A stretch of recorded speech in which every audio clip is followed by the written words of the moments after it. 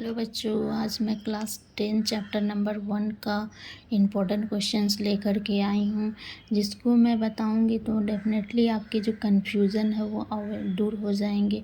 ये बहुत ही easy question और हर साल सीबीएसई वाले ये क्वेश्चन इस टाइप के क्वेश्चंस पूछते हैं। प्रूव करने वाला, इरेशनल प्रूव करने के लिए इस टाइप के क्वेश्चन पूछते हैं। तो चलिए स्टार्ट करते हैं। तो स्टार्ट करने से पहले तो आपको जानना होगा कि मुझे लगता है कि सबको पता होगा रेशनल नंबर और इरेशनल नंबर क्या होता है, फिर भी मैं थोड़ा सा बता देती हूँ। रेशनल नंबर क्या होता है कि जो नंबर होता है वो p/q के फॉर्म में होता है, वो इंटीजर्स भी हो सकता है, ठीक है। लेकिन q जो है वो कभी भी p/q के फॉर्म में होता है। जो रेशनल होता है वो p/q के फॉर्म में होता है और q कभी भी जीरो नहीं होगा। जैसे 3 एक रेशनल नंबर है, -5/4 एक रेशनल नंबर है, ठीक है। तो अब ये भी होगा क्योंकि इसके नीचे 1 तो दे सकते हैं ना, लेकिन 0 अगर रहेगा तो वो रेशनल नंबर नहीं होगा।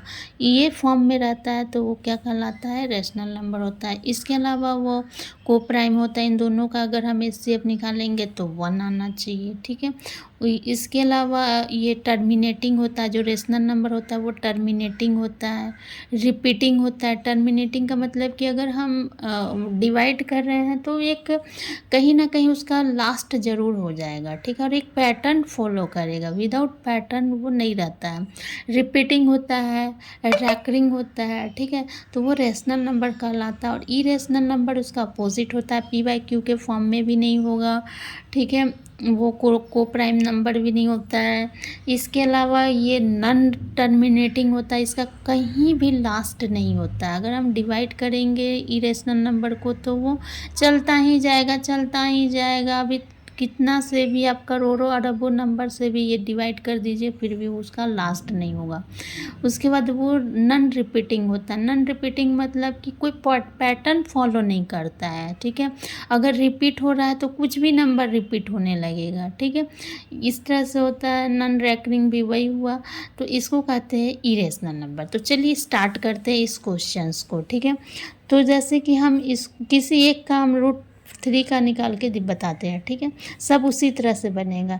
जैसे मान लेते हैं कि let us assume that √3 is a rational, ठीक है। √3 को मैंने रेशनल मान लिया, ठीक है। अब अगर √3 को रेशनल माने हैं तो √3 बराबर p/q के फॉर्म में होगा ना, ठीक है। जहाँ p एंड q क्या है, where p and q are coprime, ठीक है। अब देखिए यहाँ एक वर्ड आ गया को प्राइम। अब को प्राइम नंबर किसे कहते हैं वो भी जानना ज़रूरी है। तो यहाँ पे मैं डेफिनेशन लिख देती हूँ उसका, ठीक है। को प्राइम नंबर किसको कहते हैं, ठीक है।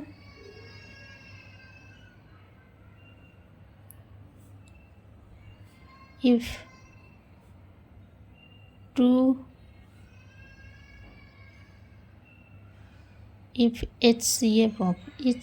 HCF of two natural number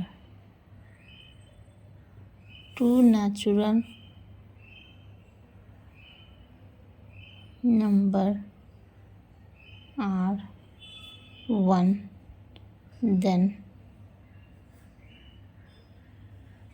this is said to be को प्राइम, ठीक है। तो कहता है कि अगर दो नंबर लेंगे, कोई भी नेचुरल नंबर, अगर उसका HCF 1 होगा तो उसे को प्राइम नंबर कहते हैं। यानी कि p/q जो है वो एक को प्राइम नंबर है। अगर p/q जो है 1 आ गया तो √3 क्या होगा, रेशनल नंबर होगा। अगर केवल 1 आना चाहिए और कोई नंबर नहीं आना चाहिए, ठीक है।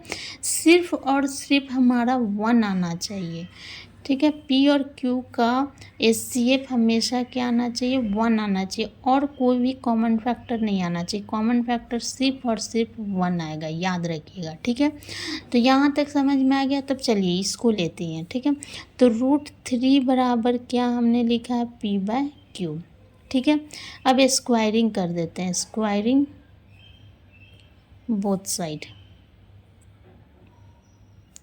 बोथ साइड स्क्वायर करिए। एक साइड स्क्वायर कभी नहीं होता है, ठीक है। तो P/Q का होल स्क्वायर, ठीक है। तो ये क्या होगा, ये जो होगा वो 3 हो जाएगा, रूट से हट जाएगा तो 3। अब ये क्या हो गया, P²/Q², ठीक है। उसके बाद क्रॉस मल्टीप्लाई कर दीजिए, यहाँ लिख देती हूँ। तो यहाँ पे क्या हो गया, 3Q² बराबर P²। तो ये जो है इक्वेशन 1 जो निकला, तो ये क्या है, 3 डिवाइड्स P², ठीक है, या 3 डिवाइड P। इसका मतलब ये हुआ कि 3 में कुछ ऐसा मल्टीप्लाई हुआ है तो क्या आया है, P² आया, ठीक है।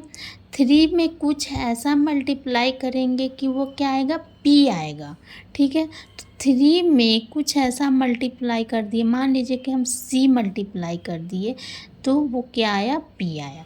यानी कि 3 में कुछ मल्टीप्लाई था, तो मैंने एज्यूम कर लिया, यहाँ पे एज्यूम कर लीजिए कि लेट 3C बराबर P, यानी कि 3 में हम C मल्टीप्लाई करेंगे तो मेरा क्या आएगा, P आएगा, ठीक है। अब ये जो इक्वेशन 1 आया, यहाँ पे P की वैल्यू पुट कर दीजिए। तो 3Q² बराबर क्या हो गया, 3C², ठीक है। एग्ज़ाम में आप ऐसे ही बनाइएगा, जैसे मैं बता रही हूँ ना, वैसे ही आप सेम टू सेम बनाएंगे तो आपको फुल मार्क्स मिलेगा, ठीक है। तो हम क्या लिखेंगे, 3Q² बराबर हो गया 9C²। तो देखिए Q² बराबर क्या हो गया, 9C²/3, 3 कट गया। तो यहाँ पे Q² बराबर क्या हो गया, Q² बराबर 3C²। तो ये इक्वेशन 2 आया, ठीक है। इसका मतलब ये हुआ,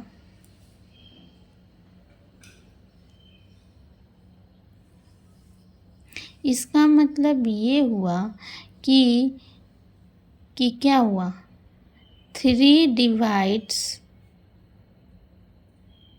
Q²। अब देखिए 3 का भी कॉमन फैक्टर क्या आया, सॉरी P का भी कॉमन फैक्टर 3 आया है, Q का भी कॉमन फैक्टर क्या आ रहा है, 3 ही आ रहा है, ठीक है। दोनों में कॉमन फैक्टर क्या आ रहा है, 3 आ रहा है। तो मैं क्या बताई हूँ कि को प्राइम नंबर में क्या बोले थे कि दोनों का जो कॉमन फैक्टर होना चाहिए वो 1 होना चाहिए, ठीक है। सिर्फ और सिर्फ 1 होगा और कुछ दूसरा नहीं होगा, ठीक है। लेकिन यहाँ पे तो दोनों को हम 3 आ गया, दोनों का कॉमन फैक्टर क्या आ गया, 3। जबकि यहाँ पे क्या लिखे थे कि 1 आएगा तो ही √3 क्या होगा, मेरा रेशनल नंबर होगा। लेकिन यहाँ पे दोनों का कॉमन फैक्टर 3 आ गया, तो ये तो है ही नहीं रेशनल नंबर, ये तो इरेशनल नंबर है, ठीक है। 1 आता दोनों का अगर 1 आता तब हम क्या करते, तब हम मानते कि ये हमारा क्या है, कॉमन दोनों का कॉमन फैक्टर 1 आता तो हम √3 को कहते हैं कि ये क्या है, एक रेशनल नंबर। लेकिन दोनों का कॉमन फैक्टर √3 आ गया, दोनों में 3 कॉमन फैक्टर, इसलिए P एंड Q का कॉमन फैक्टर क्या आ रहा है, 3। जबकि P और Q का कॉमन फैक्टर हमेशा 1 आता तो रेशनल नंबर होता, लेकिन ये दोनों का कॉमन फैक्टर क्या आ गया, 3। तो इसीलिए क्या ये हमारा जो एज्यूम किए थे √3, क्या ये प्रूफ कर रहा है कि ये रेशनल नंबर है, नहीं। तो हम क्या लिखेंगे, फ्रॉम इक्वेशन 1 एंड 2, ठीक है। 1 एंड 2 से क्या निकला हमारा कि 3 is also a common factor of P and Q, ठीक है।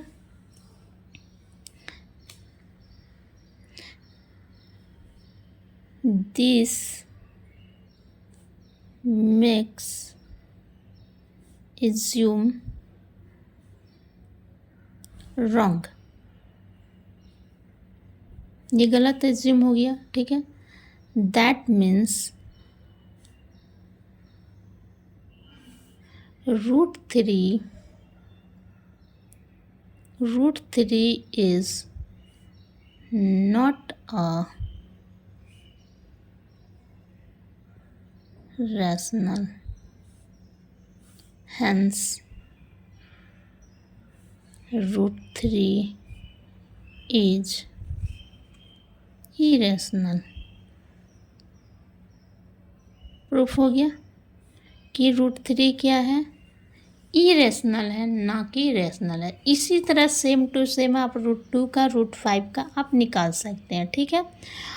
मैं एक और क्वेश्चन मैं बताऊंगी, इसका थोड़ा डिफरेंट और क्वेश्चन लेकर के आऊँगी, क्योंकि इस टाइप का क्वेश्चन CBSE बोर्ड में हर साल पूछता है और मुझे लग रहा है इस साल भी पूछ सकता है। मैं डेफिनेटली नहीं कह सकती हूँ, लेकिन प्रूफ करने के लिए आएगा ही आएगा क्वेश्चन, ठीक है। Thank you. मेरे चैनल को लाइक, सब्सक्राइब और शेयर करिएगा।